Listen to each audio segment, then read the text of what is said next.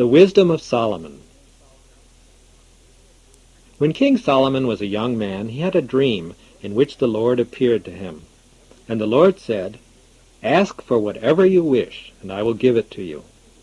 Solomon said, "You let me become king when I was still a young man, and I hardly know how to do anything. Yet I am expected to govern a great people who are so numerous they cannot even be counted.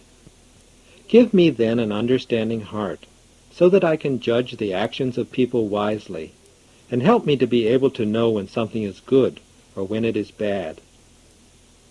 The Lord was very pleased when he heard this request, and God said to Solomon, "Because you have asked for this ability, and have not asked for a long life for yourself, nor for riches, nor for the death of your enemies, I shall give you an understanding heart.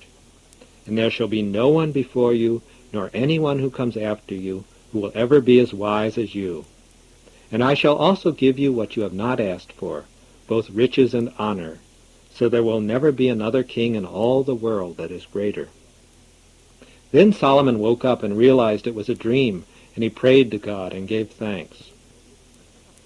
One day 2 women came to the king and stood before him. The first woman said, "My lord, this woman and I live in the same house. I had a baby, and then 3 days later she also had a baby. We were the only ones living in the house, and during the night, as she was sleeping beside her baby, she rolled over onto it, and the baby died. Then she got up in the middle of the night, and she took my son from my side, and she put her own dead child there instead. Now when I got up in the morning and went to nurse the child, I found out he was dead, and when I looked at him closely, I realized he was not my child." Then the other woman said, "No, that's not true. The baby that is alive is my son, and the dead one is hers." And they continued to argue in this way before King Solomon. Finally the king said, "The first woman says that it is her son who is alive, and the other son who is dead. And the second woman says that it is her son who is alive, and the first woman's son is dead. Bring me a sword." And his servants brought him a sword. "Divide the living child in 2, the king said. "Give half to one woman and half to the other." Then the first woman, whose child it really was, spoke up, for her heart was filled with fear for her baby. "My lord, give the child to her," she said, "but whatever you do, don't kill him." But the other woman said, "Divide him in 2, so he's neither mine nor hers." Then King Solomon said, "Give the living child to the first woman, and by no means kill it. There can be no doubt that she is its mother." When the people of Israel heard of this judgment, they knew that the wisdom of God was in Solomon. During his lifetime, King Solomon made many good decisions, and he also wrote many wise proverbs.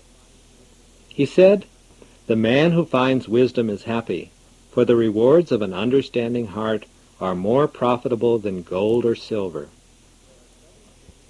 He taught, "There are 7 things which the Lord hates: a proud appearance, a tongue that lies, hands that kill innocent people, a heart that makes evil plans, feet that hurry to do bad deeds, a witness who does not tell the truth, and a person who spreads trouble among friends."